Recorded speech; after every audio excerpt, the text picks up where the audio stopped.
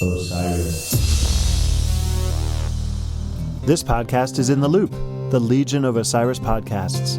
Osiris is creating a community that connects people like you with live experiences and podcasts about artists and topics you love. Get in the loop at osirispod.com. Support for this podcast comes from Zuri Food, all natural, all human-grade dog food, offering 4 different diets to optimize nutrition for your pup, and now 2 different kinds of dog treats as well. Visit www.zurifood.com today to order yours, because pups are people too. Howdy folks, it's Andy Keithley here. Welcome to GuitarCast. This episode features Chris Muckley, who is a program director on SiriusXM radio, and we also talk about how we got to start in FM radio in Southern California. Don't forget to follow GuitarCast on Instagram, Twitter, and Facebook at GuitarCastPod. You can also find Osiris Podcast Network at OsirisPod. And visit our sponsor, Zuri Food, at zurifood.com. Also, do me a favor, if you like the podcast, leave a review on Apple Podcasts. You can do it right from the app, and it only takes a minute, and it really helps out. So I hope you enjoy this episode. Here is Program Director Chris Muckley. I did a lot of music supervision, so I never had to clear stuff for a podcast, but right. For radio and for TV and film and commercial rights and stuff. By the way, this is Chris Muckley, my guest today. How you doing? I'm well, thank you. How are you? Thanks for inviting me. Pretty good. We were just a minute ago trying to figure out how we were related because we're second or third or fourth cousins or something like that. Yeah. We and this is the first time we've met, we should say. Yes, true. Yeah, I it's like, nice to meet you. How's your dad? Yeah, exactly. I guess we figured out that somehow my grandmother and your grandfather are brothers and sisters. We think that's the case. I think that's true. But I'm sure that somebody listening to this will set us straight. Yeah, on probably. That would be ideal. Aunts, uncles, where are you? There's a handful listening for sure. So we're just talking about like music publishing and licensing clips and whatnot, but this is what you do for a living, right?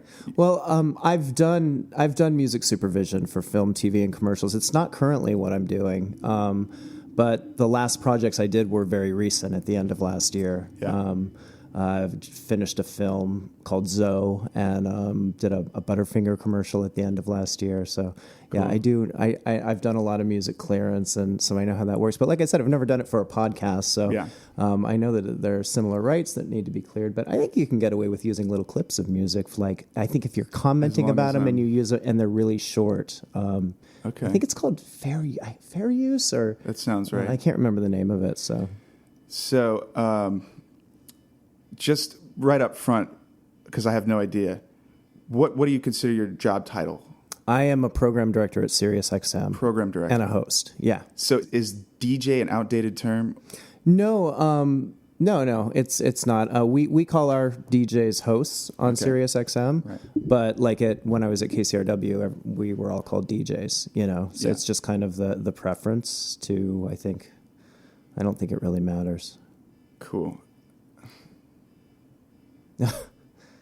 Yeah, every time, right? Whenever I record something at home, it's like 19 helicopters fly over. We've got a guy who goes around the building with a leaf blower every day, and it's like I hit record, and then I hear that thing fire up downstairs, and it's just like... Yeah. But hey, what are you going to do? It's guerrilla style podcasting over here. This is our background music. I don't think we have to license the car iPhone, horn. The car horn that's blaring in the background. So you mentioned Sirius, and how long have you been at Sirius? I've been there for 3 years last month, but I've only been in a program director role since November of last year. Okay. Mm-hmm. And what channel are you on, or is it multiple? I am As a host, I'm on SiriusXMU and The Loft, and occasionally The Spectrum. I actually used to be on The Spectrum Monday through Friday afternoons, but once I stepped into it was kind of interesting. In November, I got the SiriusXM program director job. And then 3 weeks later, I got the Loft program director job as well. At first, when I took the XMU job, I was still doing the afternoon show on the Spectrum. But when I picked up the second channel as a program director also, I gave up the afternoon show on the Spectrum. So there are 3 channels that I can potentially be heard on. Cool. Yeah. And you're on the air every day, or? No, I'm not. I do a Sunday show on XMU, and then on the Loft, I'm technically on there a few times a day, but I don't do like a show every day. I more like kind of pop in to like do little promotion things and say what's coming up and that kind of thing, because it's not hosted 24/7. Right. Yeah. So before that, you said KCRW. I know you spent some time there. Yeah, I spent about 5 years there. I love that place. It's still very much part of my heart and soul, and they're part of my radio family. Yeah, and me too. I moved here 10 years ago, and 2 weeks after I moved here, I was working at the Village. Yeah, Village Recorders. Such an amazing place. It really is. Yeah. And I started Jeff's as a runner. Awesome. Right. Jeff is still a part of my life every now and then. I want to get him to do You've got to get him. What a gregarious, just like loving, sweethearted guy. Yeah. You know? Yeah. We love you, Jeff. Yes. But while I was there, they work pretty closely with KCRW. Yeah. We do The Morning Becomes Eclectic there. If the band is so big that we need a bigger facility, or if KCRW is doing a pledge drive, they'll do the sessions there. Right. Yeah. And so I was like, as a runner, I was like, because we would do Morning Becomes Eclectic like maybe, I don't know, once a month average or so, maybe more frequently sometimes. And so every time that would happen, I would take a stack of CDs from the session and after later on that day and run them over to KCRW, and that was kind of the only time I've ever actually gone down into the basement. The basement over there. Is it still kind of down in that same area? Yeah, it is. They're moving into a brand new, beautiful facility that should be. I don't know when this podcast is airing, but it should be. Well, actually, by the time it airs, they will probably still not be in the building because contractors are slow. But they have a new home above ground that's giant and will really be a sort of a physical and I think metaphysical coming of age and coming out for them. So I'm really happy for them. Hey, this is Brendan from Humphreys McGee. This podcast is part of the Osiris podcast family. Osiris is a growing community of music and culture podcasts connecting music fans with conversation, commentary, and of course, lots of music. Osiris works in partnership with Relics Magazine. People pay attention to KCRW. Well, it's funny. I think that, since there are so many outlets for music these days, I don't think that you hear as much about radio as you used to, like maybe when we were growing up. But when it comes to Los Angeles radio stations, you definitely hear people talking about that one, and I see people wearing the sweatshirts and the T-shirts like everywhere, and totally. It was really a privilege to work there. Not only because it's got like cool, conscientious people listening to it, but also because we had absolute freedom there to do. I literally had less restrictions on me at KCRW in Los Angeles than I did on my college radio station in San Luis Obispo in the early 90s. You know what I mean? It's totally a creativity breeding ground, and I think there's sort of a unspoken kind of want to uphold the vibe of that radio station when you're hosting and when you're spinning music on it, but there's no rules like you have to play this or you have to play that. So it's really an honor to have that as one of my stops, and I'm still a member. I still support them, and they're all my buddies. So you mentioned your college radio in San Luis Obispo. Yeah. Is that how you got into the radio? Like, when were you first kind of involved with? Yeah, I actually got involved with my college radio station literally before classes even started my freshman year. I was down there checking it out, and I got accepted my first quarter. And I really just loved it. I thought I was going to do something totally unrelated to music. professionally when I was, 18 years old. But once I found that, I knew this is what I wanted to do. And I actually got a job on a commercial rock station in May of my freshman year. And that was like my job all through college. I was on the air on Saturday and Sunday mornings. That's so cool. On this commercial station. I still did the college station for like two to 3 years. And then I kind of let it go so that other people could have opportunities since I had another outlet. Right. And then about 2 weeks before I graduated, I got hired at 91X in San Diego, and became the music director there within a year of being there. And I was there for a long time, full-time for a long time. And then I left and did some work outside of music, but always stayed on the air part-time to keep my skills up and keep my name out there. Yeah. From San Diego, came up here, started doing KCRW, started doing music supervision, and then went to SiriusXM and was doing Sirius and KCRW at the same time for a while, and music supervision. So, when you first started, did you find it challenging to be a good host and like get an on-air kind of personality? Because I'm like still figuring it out for the podcast. Yeah, I'm sure. Funnily enough, I'm sure that I did. I mean, I definitely grew over time, but I found that I was quite a student of broadcasting. I mean, what got me into radio was a love of music. That was what was the fire in me, was the love of music. But very soon after I first made steps into a radio station, I really fell in love with broadcasting. And so I still kind of do, but I would listen to everybody on the radio and the way they did things, their techniques, and I would, think what worked and what didn't work, and try to take what I liked from certain people and disregard things that I didn't like, and then, kind of mesh that with my own natural style. Right. So sure, I mean, it's a learning curve for everybody, but what I'm saying is that I really enjoyed figuring out the formatics and how to make my on-air product better. And tighter and, more appealing and more creative and less kind of what everyone else was doing. And you know what I mean?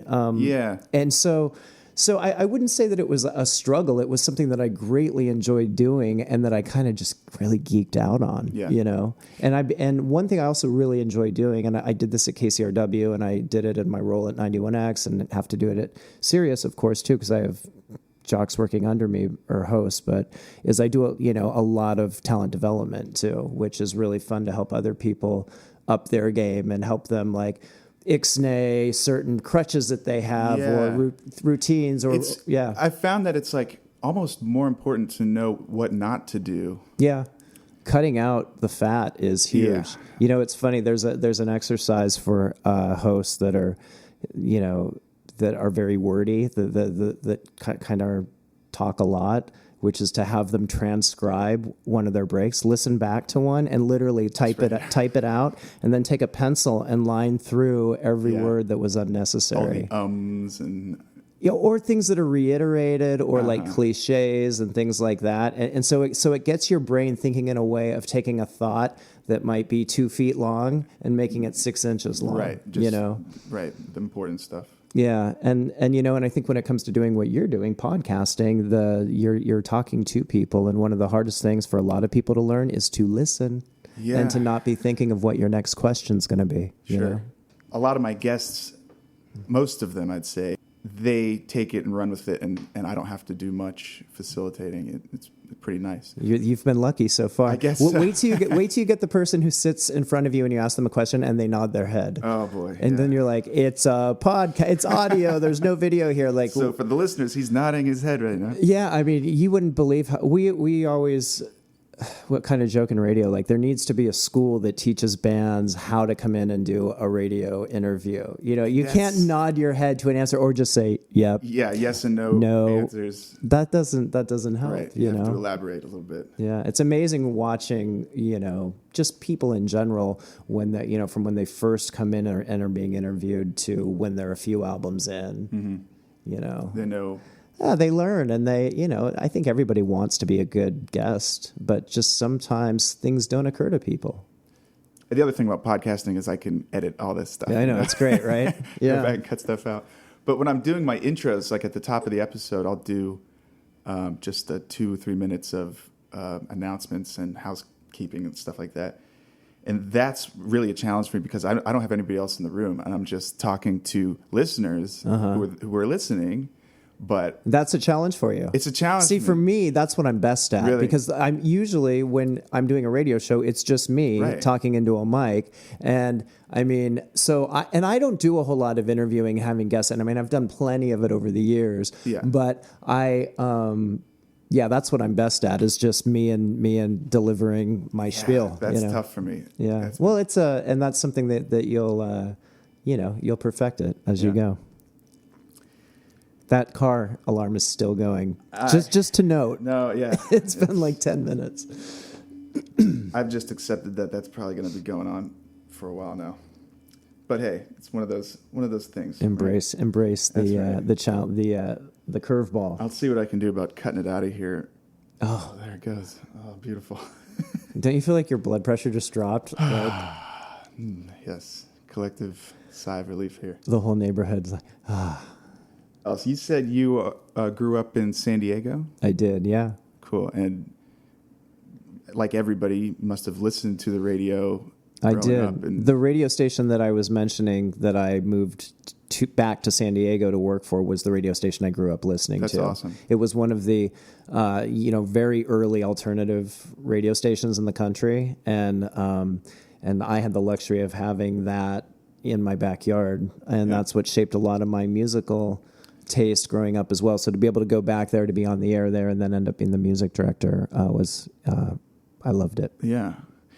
And so how do you go about, picking what you want to put on air? Is it like that day something might be on your mind and you just want to play it, or do you plan for this stuff? I always planned ahead. Now, we're talking about two different things though, because, for example, like on KCRW, like my role there was to do a show.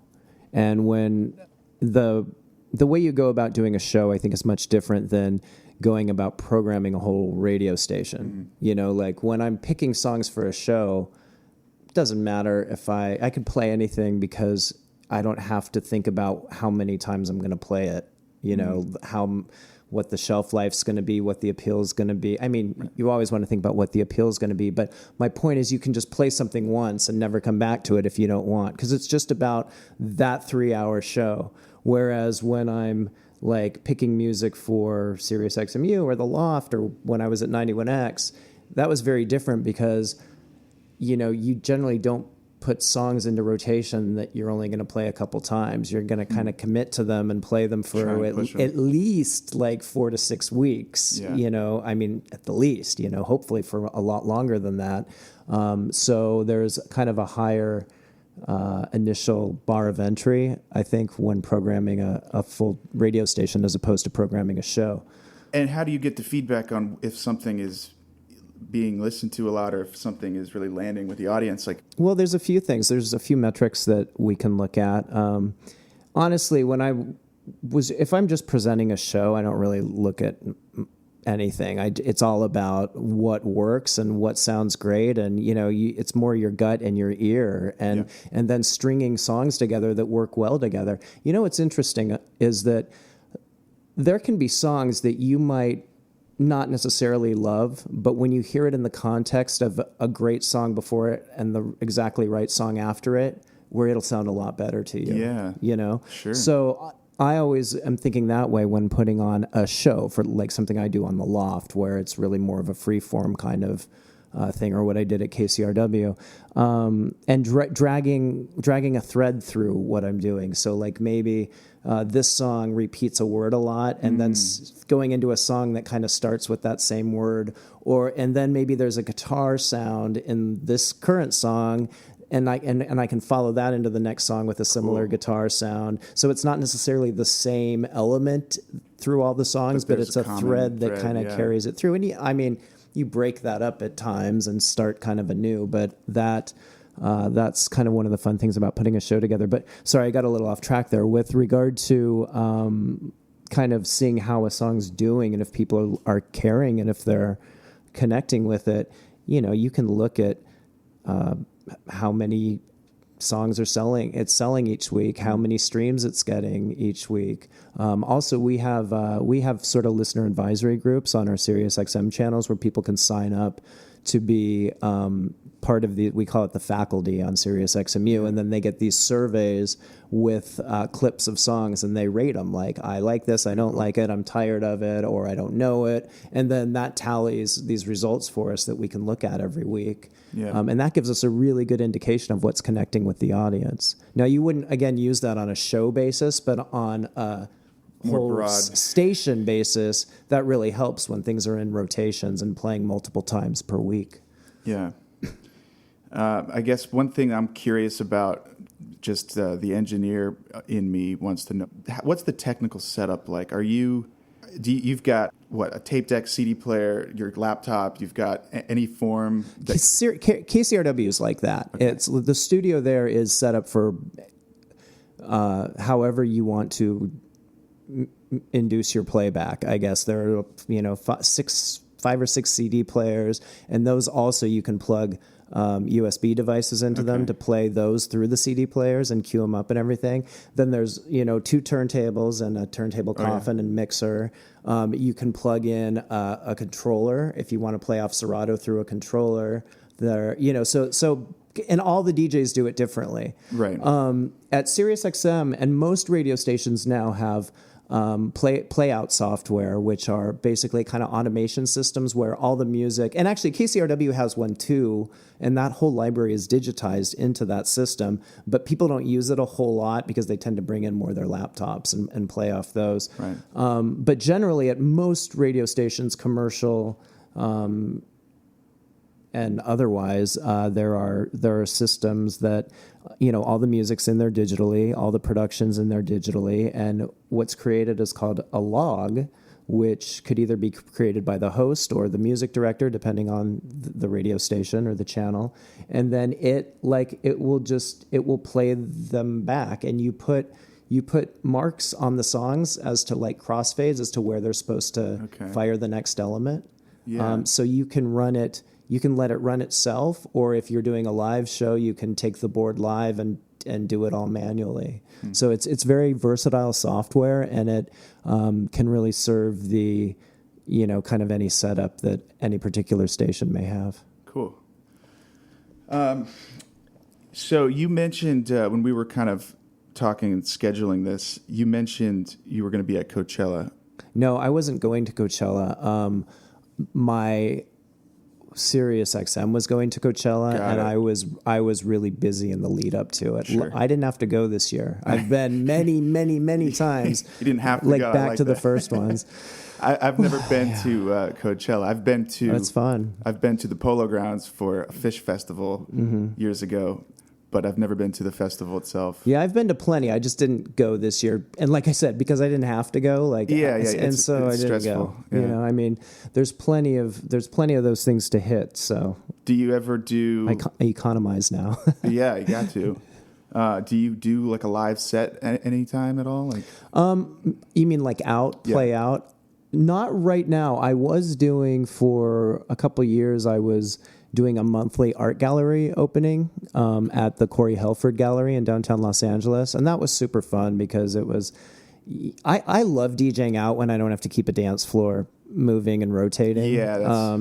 And when there's not people coming up to me saying, play Britney, when I can like really kind of just play cool, vibey music and jump into some world music and like...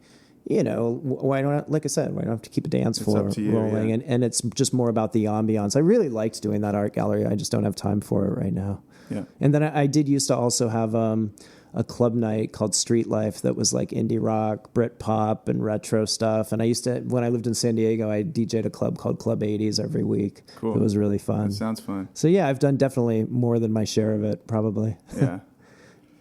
Well, I really appreciate coming in and talking to me today. Yeah, thank you. Where can we find you online? Best is Twitter. I'm at Muckley on Twitter and Instagram as well. I don't use Instagram as much, but yeah, Twitter's the best one. And the Sirius channels that you're on? SiriusXMU, channel 35. The Loft, which is a streaming-only channel now, so you just search for it on the app. And occasionally the Spectrum, which is channel 28. All right. All right. Chris Muckley, thanks for being on GuitarCast. Thanks, Andy. Hey, thanks a lot for listening, and stay tuned for more GuitarCast. Osiris.